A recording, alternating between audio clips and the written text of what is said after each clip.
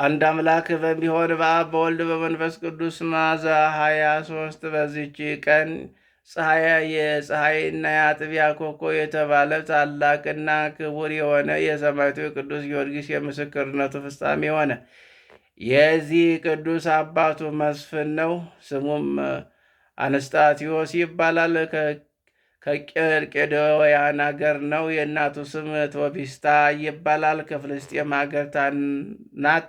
ታናሽ ሆና ሳለ አባቱ አረፈ። 20 ዓመት በሆነ ጊዜ አባቱ ሹመት ሊቀበል ወደ ንጉሡ ዱድያኖስ ዘንድ ሄደ። ንጉሥም ጣዖትን አቁሞ ጣዖት እንዲያመልኩ ሰዎች ሁሉ ሲያሳድዳቸው አገኘው። ይህም አይቶ ቅዱስ ጊዮርጊስ እጅግ አዘነ። በእርሱ ዘንድ ያለውን ገንዘብ ሁሉ ለድሆች ለምስኪኖች ሰጠ። ባሮቹን ነፃ አወጣቸው። ከዚህ በኋላ በንጉሥ ፊት ቆሞ በክብር ባለቤት በጌታችን ኢየሱስ ክርስቶስ ታመነ። ንጉሥም አባበለው፣ ብዙ ቃል ኪዳንም ገባለት። እርሱ ግን አልተቀበለውም።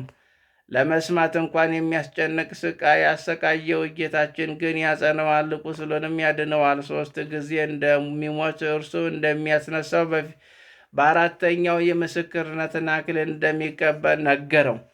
ቃል ኪዳን ሰጠው።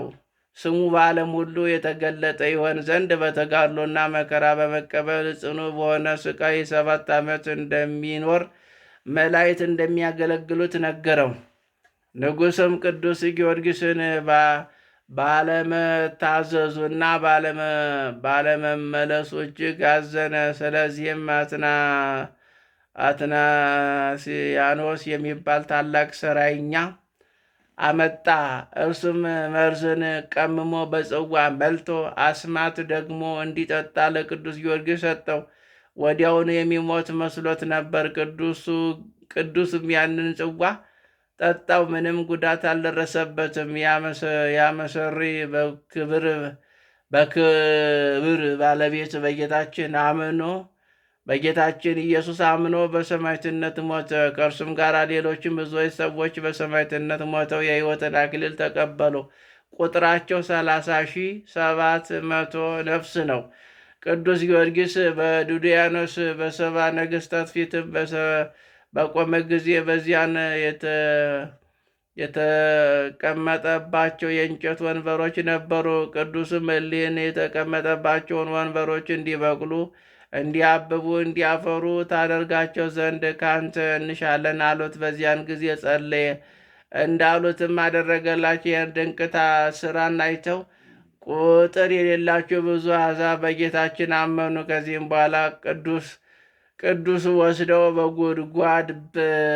በጉድጓድ ብረት ምጣድ ውስጥ አበሰሩት። አቃጥለውም አሳርረውም ሥጋውን አጥንቱን ፈጭተው አመድ አድርገው ከረጅም ተራራ ላይ በተኑት። ጌታችን ነፍሱን ወደ ሥጋው መለሳት፣ ደግሞም አስነሳ። ወደ ነገሥታቱም ተመልሶ በክብር ባለቤት በጌታችን ኢየሱስ ክርስቶስ ስም ሰበከ። ቁጥር የሌላቸው አሕዛብ አይተው አደነቁ። በጌታችን አምነው በሰማዕትነት ሞቱ። ነገሥታቱም ደግሞ ሙታኖች ብታስነሳ አምላክ እውነተኛ አምላክ እንደሆነ እናውቃለን፣ በእርሱ እናምናለን አሉት። ቅዱስም ጸለየ። ከጉድጓድ ውስጥም ወንዶችንና ሴቶችን ጎልማሶቹንም አስነሳቸው። እነዚህም በክብር ባለቤት በጌታችን ስም አስተማሩ፣ የገሃነንም ወሬ ተናገሩ። ጥምቀቱንም ተቀብለው ተመልሰው አረፉ። ከሃዲያን ነገሥታት ግን ሙታኖች ያስነሳቸው አይደለም፣ የረቀቁ ሰይጣንን አሳየን እንጂ ብለው ተከራከሩ። ከዚያም ከጭንቀታቸው ብዛት የተነሳ ከአንዲት ድሃ ሴት ዘንድ አስጠበቁት። እርሷም እንጀራ ልትለምን ወጣች። የእግዚአብሔር መልአክ በላዩ ላይ ከበጎ ነገር ሁሉ የተመላ ማዕድን አቀረበላት። የዚችም መበለት የቤቷ ምሰሶ ቅርንጫፎች አብቅላ ታላቅ ዛፍ ሆነ። ያችም መበለት በተመለሰች ጊዜ የቤቷ ምሰሶ ቅርንጫፏ አብቅሎ ታላቅ ዛፍ እንደሆነ ስለ ማዕዱም ይህን ታላቅ ምልክት አይታ የክርስቲያን አምላክ ሰው ተመስሎ ወደ እኔ መጣ አለች። ቅዱስም እኔ አምላክ አይደለሁም የአምላክ ባሪያ ነኝ እንጂ አላት። እርሷም እንዲህ ብላ ለመነችው፣ የአምላክ አገልጋይ ከሆንክ ቸርነትን እንድትደርስልኝ እለምንሃለሁ። ዕውር፣ ደንቆሮ፣ ዲዳ፣ ጎባጣ የሆነ ልጅ አለኝና ታድንልኝ ዘንድ እለምንሃለሁ። ስለ ጌታችን እምነት አስተማራትና በመስቀል ምልክት አማትባ ያን ጊዜ አየ። ቅዱስም በሌላ ጊዜ እንደሚሰማ እንዲናገር እንዲሄድም እንዲያገለግለኝም እኔ እሻለሁ አላት። በዚያን ጊዜ ንጉሥም በአገሩ ሜዳ ውስጥ ሲዘዋወር ያችን ዛፍ አይቶ አደነቀ። ስለ እርሷም ጠየቀ። ቅዱስ ጊዮርጊስ በእርሷ ዘንድ የተቀመጠባት የዚያች መበለት የቤቷ ምሰሶ እንደሆነ ነገሩት። ንጉሥም ተቆጣ። ቅዱስም ከዚያ ወስዶ አስገረፈው፣ በመንኮራኮር አበራዩት። ሞቶም ከከተማ ውጭ ጣሉት። ጌታም ከሞት አስነሳው። ወደ ነገሥታቱም ተመልሶ ንጉሥ አይቶ ደነገጠ፣ ስለ ሕይወትም አደነቀ።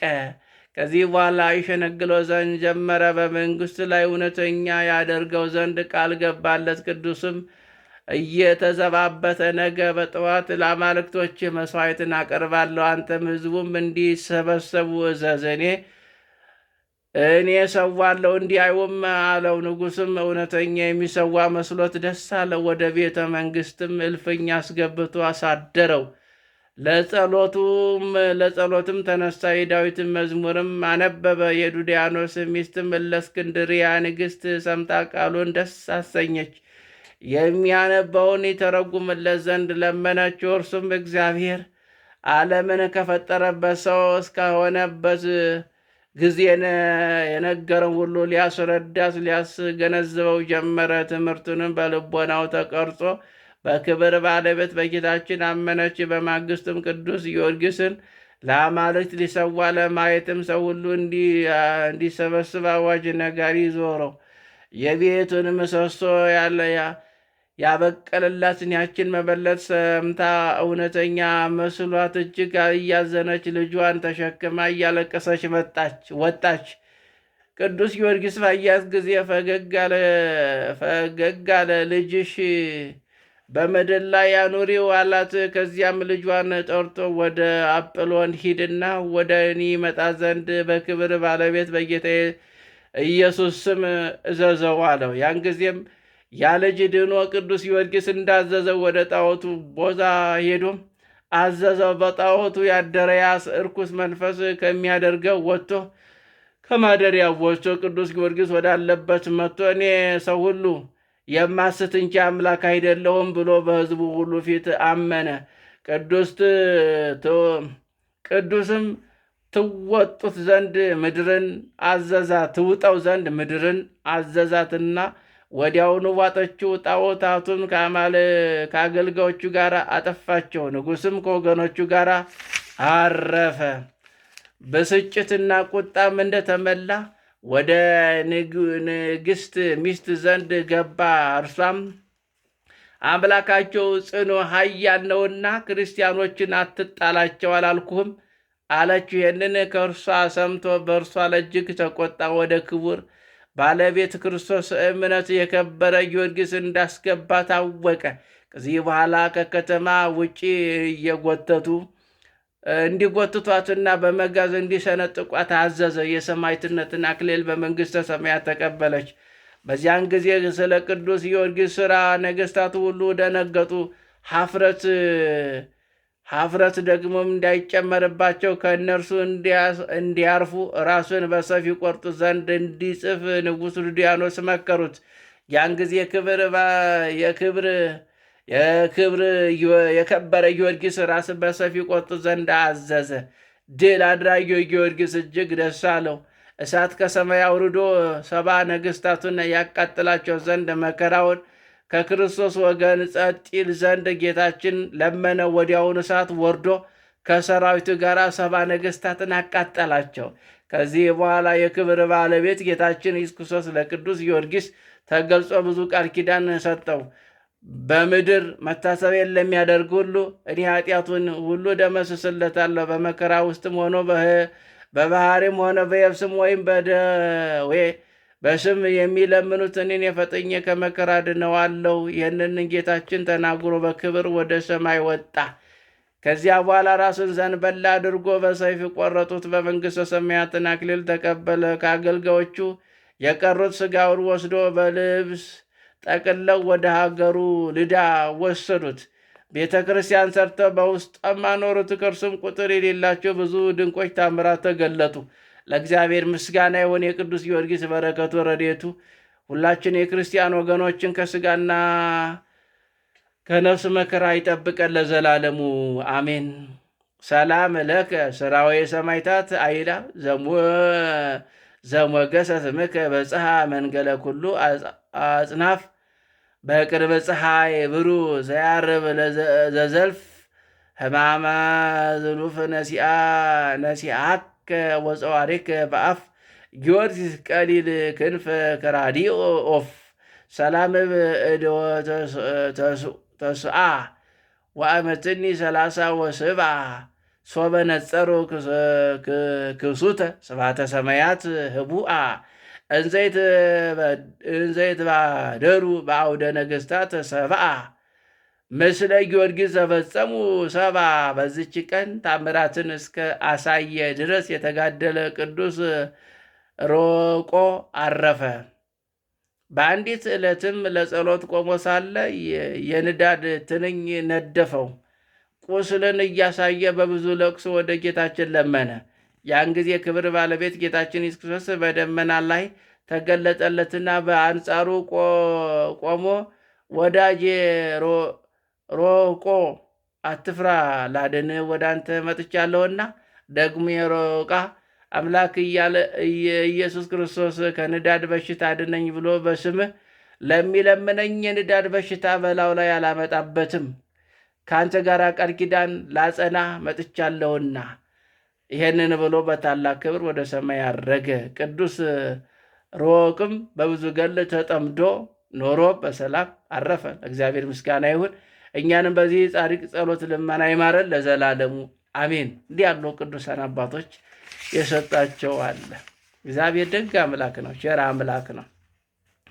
ሰላም ለቆሮ መስተጋደል ሩይ ዘአስተራዮ አምላከ በደመና ሰማይ ሶበቆ ቁስላቲሁ አርዮ ዘምስለ በካይ ጸገዎ ኪዳነ ምሕረት በጸጎ ስመ ሰርናይ ከመ ብድብድ ይድህን ብእሲ ድውይ ዛቅረብኩ ማህሌት አዘክሬ አይላፈ ምለተጸምዱከ ዘልፈ ለላ ነብተወከ ዘንዴተ መጽሐፈ እንተረሰይከ እግዚኦ ጸሪቀ መበለት ወኩፈ እመ እለም ብሏን ዘተረፈ ነቢያት፣ ቅዱሳን ሐዋርያት፣ ሰባክያን፣ ጻድቃን፣ ደናግል፣ አዲ መነኮሳት ሄራን ባርኩ ጉባኤ ዛቲ መካን እስከ አደጋዊ ሊሂቅ ወንዑስ ሕፃን ለዘጻፎ በክርታስ ወለዛ ጻፎ እንዘይደርስ ወለዛ አንበብ ወለዛ ትርጉም ለስታና አዲስ ወለስማ ቃሉ በዝነ መንፈስ በጸሎተ ማርያም አረቂተ ኩሉም ባይስ ወረ ይማረን ኢየሱስ ክርስቶስ ይማረን ይቅርም ይበለን። ስለ እነሱ ብሎ ስለ ሰማዕታቱ፣ ስለ ጻድቃኑ፣ ስለ ቅዱሳኑ፣ ስለ ነቢያቱ፣ ስለ ሐዋርያቱ፣ ስለ መላእክቱ፣ ስለ ድንግል ማርያም ብሎ ይማረን ይቅርም ይበለን። እንደ ኃጢአታችን ብዛት እንደ ሰውነታችን ክፋት አይመልከት። መሐሪው ደጉ ቸሩ አባታችን ምሕረቱን ቸርነቱን ይላከልን።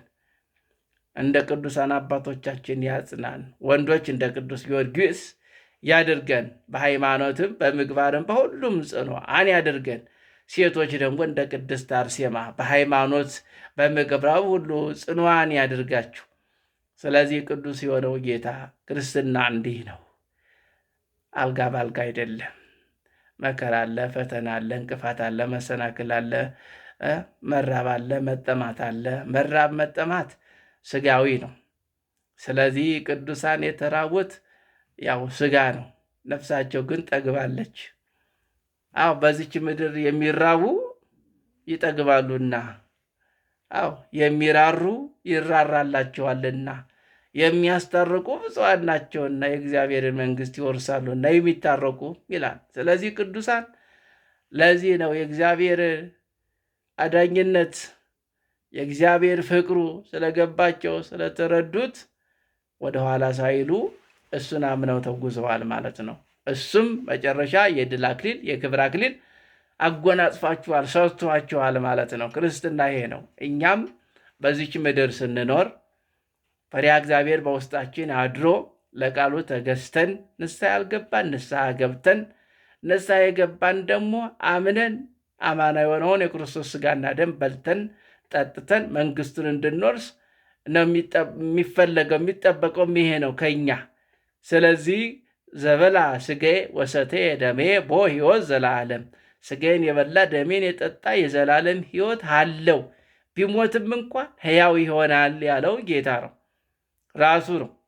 ስለዚህ እኛ ኦርቶዶክሳውያን በስም ክርስቲያን መሆን አይደለም፣ በአለባበስ፣ በአነጋገር፣ በአሰባበቅ፣ በአዘማመር አይደለም፣ መስቀል በማንጠልጠል አይደለም፣ ሆኖ በመገኘት ብቻ።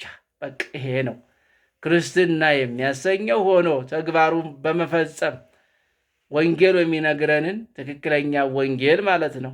ያንን መፈጸም ነው የሚጠበቅብን ከኛ ማለት ነው። ይሄ ነው።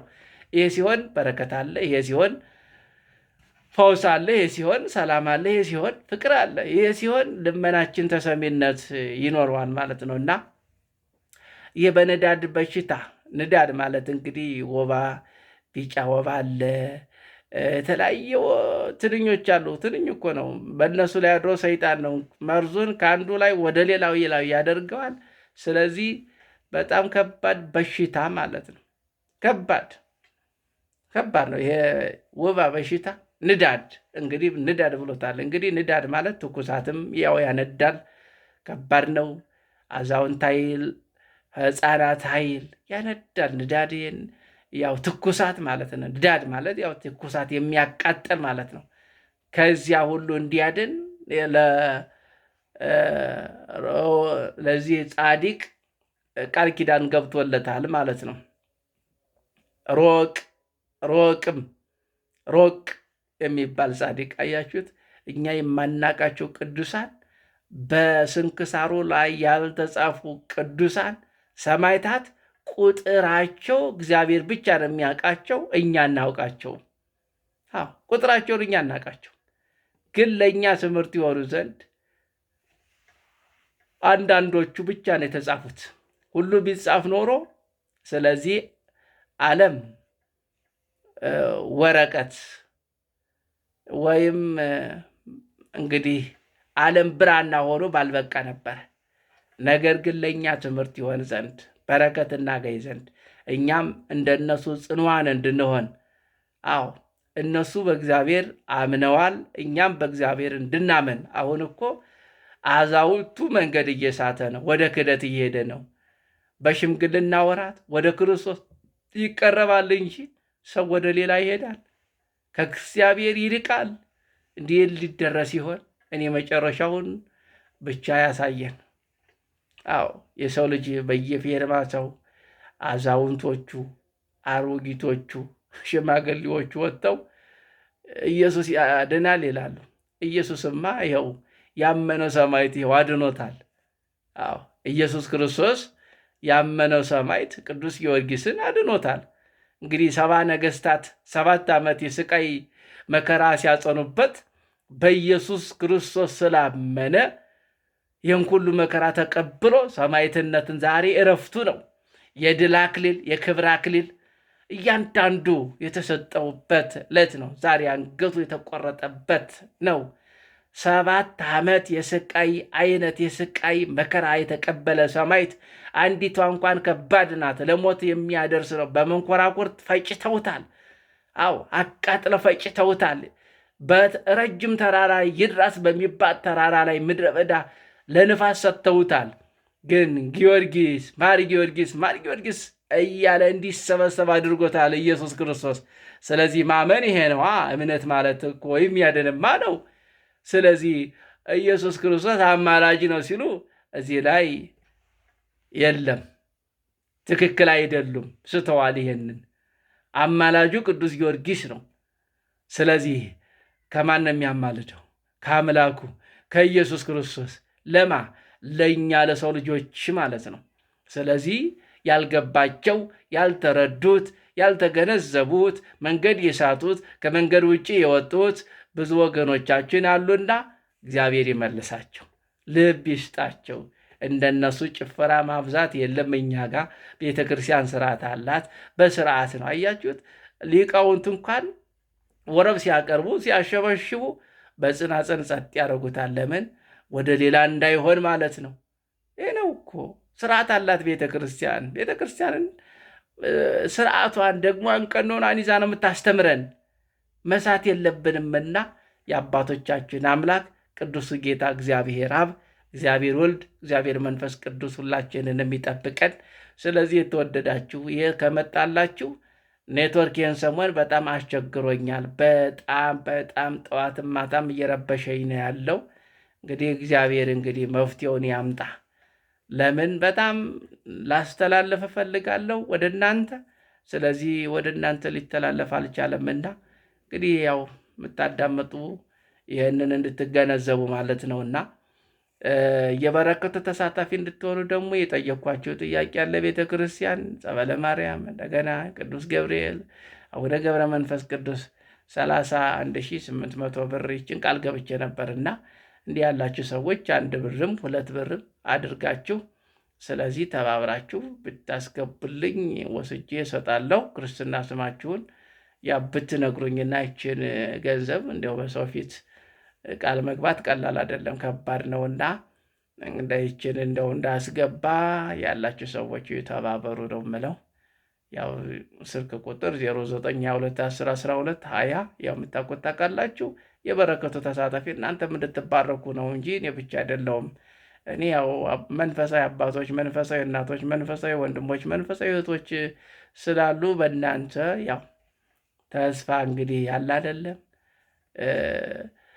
ክርስቲያኖች ስላሉ ብዬ በማመን ነው ቃል የገባሁት እንጂ ከባድ ነው። በአሁኑ ሰዓት የኑሮ ውድነት ራሳችንን አዙሮታል ማለት ነው። በቸርነቱ በከመ ምሕረትከ ነው እና የሰማነው በዝነ ልቦናችን አምላካችን ያውልብን ያሳድርብን። አሜን። አቡነ ዘበሰማያት ይትቀደስ ስምከ ትምጻእ መንግሥትከ ወይኩን ፈቃድከ በከመ በሰማይ ከማሁ በምድር ሲሳየነ ዘለለዕለትነ ሀበነ ዮም ህድግ ለነ አበሳነ ወጌጋየነ ከመ ንሕነኒ ንህድግ ለዘአበ ሰረኒ ታባልነ እግዚኦ ዘመንሱት አላድኅነነ ወባልሐነ እምኩሉ እኩይ እስመ ዚአከ ይእቲ መንግሥት ኃይል ወስብሐት ለዓለመ ዓለም።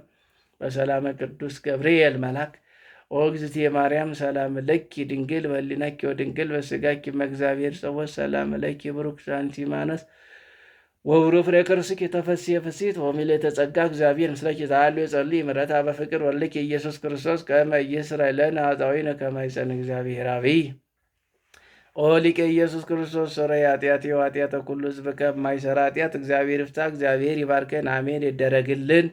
በስመ አብ ወወልድ ወመንፈስ ቅዱስ አሐዱ አምላክ አሜን። በስመ አብ ወወልድ ወመንፈስ ቅዱስ አሐዱ አምላክ አሜን። በስመ አብ ወወልድ ወመንፈስ ቅዱስ አሐዱ አምላክ። እግዚአብሔር ይባርክላችሁ። ያቀረባችሁ ጸበል ጸዲቅ ዝክረ አብ ዝክረ ወልድ ዝክረ መንፈስ ቅዱስ አድርጎ ይባርክላችሁ። ውሃውንም ባርኮ መድኃኒተ ሥጋ መድኃኒተ ፈውስ ያደርግላችሁ። አሁ እግዚአብሔር በሥጋችሁ ላይ ያለውን ደዌ ያስወግድላችሁ፣ ያንሳላችሁ፣ ያወርቅላችሁ። መድኃኔዓለም በሩን ይክፈትላችሁ። ሰይጣን በሩን የዘጋባችሁ በሕይወታችሁ፣ በትዳራችሁ፣ በስራችሁ፣ በዕድላችሁ እየገባ መሰናክል የሚያመጣውን እንደ ጉም እንደ ትቢያ ብና አድርጎ ያጥፋልን። ስለዚህ ይችን የበረከቷን ነገር ሁላችሁም ማሰብ አድርጉባት። ወደፊት የበረከት ስራ እናንተ እንድትባረኩ እንድትቀደሱ ነው። አካውንትም ልስጣችሁ ከፈለጋችሁ 10632163 ንግድ ባንክ ነው። በዚህ አስገበታችሁ እኔ ከሌ ነኝ ይሄንን ለተናገርከው ይሄን እንዲህ ብላችሁ ያው ብታደርጉ፣ ስለዚህ ክርስትና ስማችሁን ከየት ሀገር እንደሆነ ያንን በአውደ ምሕረት ያው ሄጄ እያዳመጣችሁ እየሰማችሁ እሰጣለሁ ማለት ነው። ስለዚህ እነሱም ደስ ይላቸዋል። ሰማይቷም በጸሎቷ በቃል ኪዳኗ ታስባችኋለች ማለት ነው፣ ጸበለ ማርያም። ስለዚህ እሷን ወደፊት እንነጋገራለን። ያው በደንብ እንድታዳምጡ ገድሏን አምጥቼ ያሰማችኋለሁ ማለት ነው እንደ እግዚአብሔር ፈቃድ እና እግዚአብሔር ከሁላችን ጋር ይሁን። ምስጋና ለአብ፣ ምስጋና ለወልድ፣ ምስጋና ለመንፈስ ቅዱስ ይሁን።